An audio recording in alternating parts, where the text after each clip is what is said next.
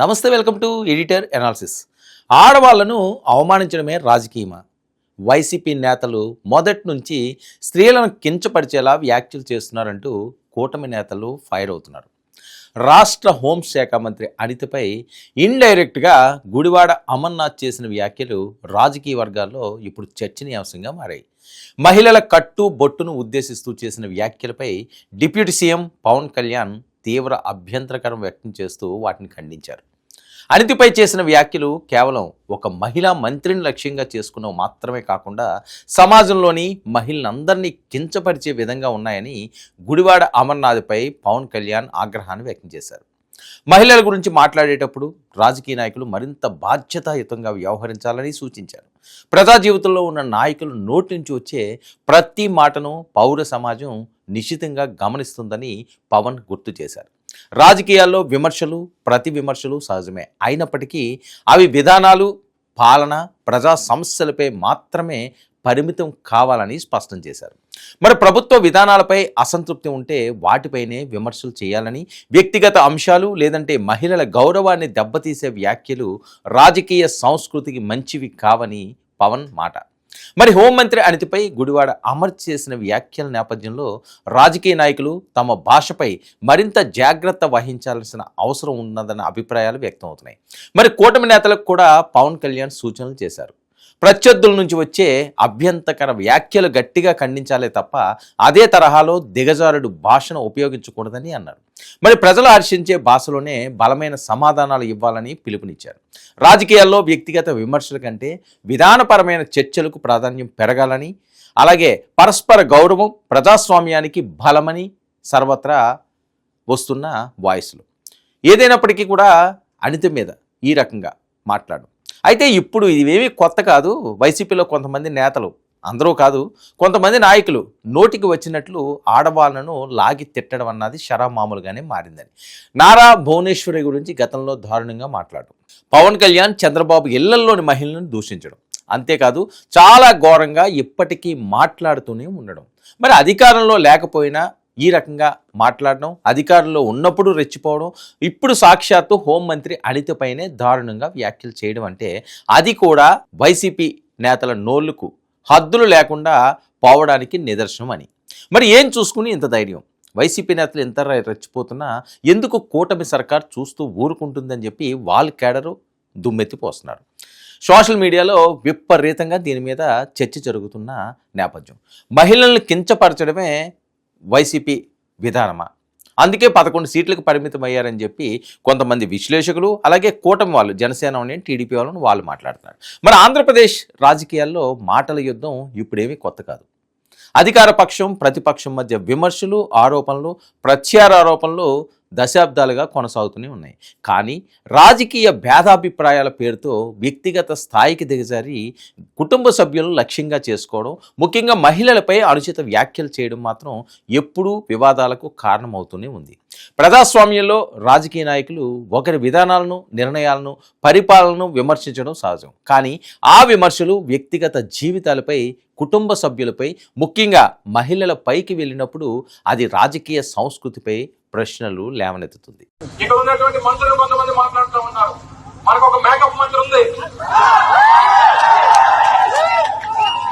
మీ అందరూ ఎవరికి చెప్పాల్సింది సరిగ్గా ఇటువంటి ఎండలో తీసుకెళ్తే కేజీ బయటపడుతుంది. కేజీ పుట్టి పెట్టవచ్చు, మనం గోళ్ళ పుట్టి పెట్టుకోవచ్చు.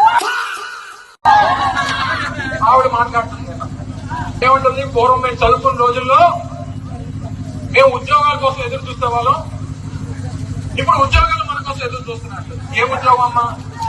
నువ్వు చేసినటువంటి ఉద్యోగం ఏంటి చెప్పు, మాకు చెప్పు. నువ్వు చేసిన ఉద్యోగాలు మా వాళ్ళు చేయలేరులే, మా వాళ్ళకి చేత కాదు, మా ఊళ్ళో మహిళకి అంతకన్నా చేత కాదు. నువ్వు వచ్చి మాట్లాడతావు. ఒక్కసారి పదవి వస్తే నేను వదిలేసినటువంటి బుల్లెట్ ప్రూఫ్ కార్ వదిలి తిరుగుతున్నావు నువ్వు. నేను వాడి వదిలేసినటువంటి నా బుల్లెట్ ప్రూఫ్ కారు నువ్వు వాడుతూ నా గురించి మాట్లాడుతున్నావు. ఏమైనా ఉందా అని అడుగుతావు, ఉందా అని అడుగుతూ ఉన్నా. ఏదో పదవి వచ్చేసరికి నలుగురు గమ్మెలు వెనక్కి తిరిగేసరికి మాకు గన్మెన్తో పని లేదు, నన్ను కంటికి రెప్పలా కాపాడుకునేటువంటి వేలాది మంది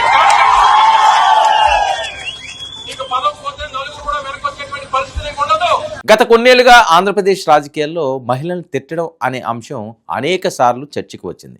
ముఖ్యంగా నారా భువనేశ్వరి మీద మాట్లాడిన మాటలకు చంద్రబాబు బోరున ఏడ్చిన పరిస్థితి చూసాం. మరి ఆ సంఘటన తర్వాత రాజకీయాల్లో కనీస మర్యాదలు, సంస్కారం, విలువలు అనే అంశాలపై కూడా పెద్ద ఎత్తునే చర్చ సాగింది. అదేవిధంగా పవన్ కళ్యాణ్ కుటుంబ సభ్యులపై కూడా పలుమార్లు వివాదాస్పద వ్యాఖ్యలు చేశారు.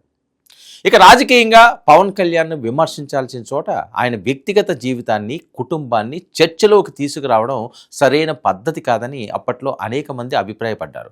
రాజకీయాల్లో విభేదాలు ఉండొచ్చు, విధానాల్లోనూ విభేదాలు ఉండొచ్చు, కానీ కుటుంబ సభ్యులను లాగడం ద్వారా రాజకీయ ప్రయోజనం పొందాలనుకోవడం ప్రజల్లో ప్రతికూల ప్రభావాన్ని కలిగిస్తుందని అందరి మాట.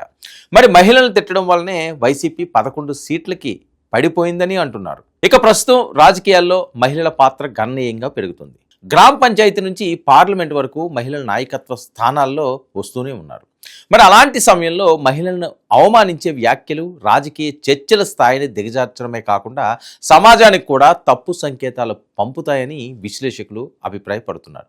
మరి రాజకీయ నాయకులు ప్రజలకు ఆదర్శంగా ఉండాల్సిన సమయంలో అనుచిత భాష వాడటం ప్రజాస్వామ్య విలువలను విరుద్ధమని చెబుతుంది. ఇక రాజకీయాల్లో విమర్శలు ఉండాలి, గట్టిగానే ఉండాలి. ప్రజా సమస్యలపై ప్రశ్నలు అడగాలి, ప్రభుత్వాలను నిలదీయాలి, మరి అవినీతిని బయటపెట్టాలి, తప్పులను ఎత్తి చూపాలి. కానీ రాజకీయ పోరాటం చేతకాక మహిళలను తిట్టడం అనే దుర్మార్గపు పద్ధతి ఆపకపోతే ఈసారి వైసీపీకి ఆ సీట్లు కూడా రావని ఒక వర్గం సోషల్ మీడియాలో పెద్ద ఎత్తున పోస్టులు పెడుతున్న నేపథ్యం. ఇలా ఒకటి కాదు, రెండు కాదు, ఏ మహిళనన్నా సరే అండి, ఆ మహిళ ఈ మహిళ అని కాదు, ఇప్పుడు హోం మంత్రి స్థాయి వ్యక్తికే ఈ రకంగా మేకప్ల గురించి గుడివాడ అమర్నాథ్ మాట్లాడడం బహిరంగంగాని, సరే వాళ్ళు ఏమంటారు, మీ ఇంట్లో వాళ్ళు ఏ మేకప్లు వేసుకుంటున్నారని వాళ్ళు మాట్లాడే పరిస్థితి. హోంమంత్రికే ఈరోజు మాటలకు రక్షణ లేకపోతే సామాన్య మహిళల పరిస్థితి ఏంటి? విధానపరంగా ఎన్ని మాట్లాడుకున్నా, ఏం చేసినా ఎవరికి ఎటువంటి ఇబ్బంది లేదు. కానీ ఈ రకంగా పర్సనల్గా వాళ్ళని టార్గెట్ చేయడం, ఎవరైతే టార్గెట్లు చేస్తారో, ఎవరైతే తప్పుడు ప్రచారాలు చేస్తారో, ఎవరైతే సోషల్ మీడియాలో వికృత పోస్టులు పెడతారో వాళ్ళ మీద కేసులు పెట్టే శాఖ అది. సో అలాంటి ఆ శాఖ మంత్రినే ఈరోజు బహిరంగంగా ఆమె వస్త్రధారణ విషయం అనండి, లేదా వేరే విషయం అనండి, ఆవిడ మేకప్ విషయం అనండి, తోటి మంత్రి, మాజీ మంత్రి అయినప్పటికీ కూడా మంత్రి స్థాయి వ్యక్తే కదా, మరి గుడివాడ అమర్నాథ్ ఆ రకంగా మాట్లాడు. ఒకే ప్రాంతం వాళ్ళు, వేరే ప్రాంతాలు ఏం కాదు, వాళ్ళకి ఏం ఆస్తి గొడవలు లేవు, కుటుంబ కలహాలు ఏమీ లేవు. సో రాజకీయ విభేదాలు, ఆ రాజకీయ విభేదాలని ఈరోజు బహిరంగంగా హోంమంత్రినే ఆ రకంగా మాట్లాడే స్థాయికి దిగజారుతుంది అంటే మరి రాజకీయ నాయకులు ఎలాంటి మెసేజ్లు సమాజానికి ఇస్తున్నారు? మహిళల మీద ఎందుకు అంత అపగౌరవమైన మాటలు మాట్లాడు? మన ఇంట్లో మన తల్లి ఒక మహిళ, మన చెల్లి, అక్క, లేకపోతే వదిన, ఇంకొకరు మన కళ్ళ ముందు కనిపిస్తున్న వాళ్ళందరినీ పరాయి మహిళలు కూడా మన ఇంటి లాంటి వాళ్ళే, మన తోబుట్టువులే, లేకపోతే మన ఇంట్లో ఉండే మహిళలు లాంటి వాళ్ళని ఎప్పుడు రాజకీయ నాయకులు కానీ ఇలాంటి వికృత మాటలు మాట్లాడే వాళ్ళు కానీ తెలుసుకుంటారో అప్పుడే మహిళలకి సరైన గౌరవం చిక్కుతుంది. మరి ఆ పరిస్థితి ఉందా అంటే కనుచూపు మేరలో కనిపించట్లేదు. సో ఇదే కొనసాగితే ఇబ్బందులు తప్పవు, అది ఏ పార్టీ నాయకుడికైనా, ఏ వ్యక్తికైనా సరే. సో తస్మాత్ జాగ్రత్త. మహిళలను గౌరవించిన వాడిని మనిషితో పోల్చాలి, మహిళలను గౌరవించలేని వాడిని మరి ఏ రకంగా పోల్చాలన్నది కాలమే నిర్ణయిస్తుంది. ఇది ఈనాటి editor analysis. Stay tuned to 99 news.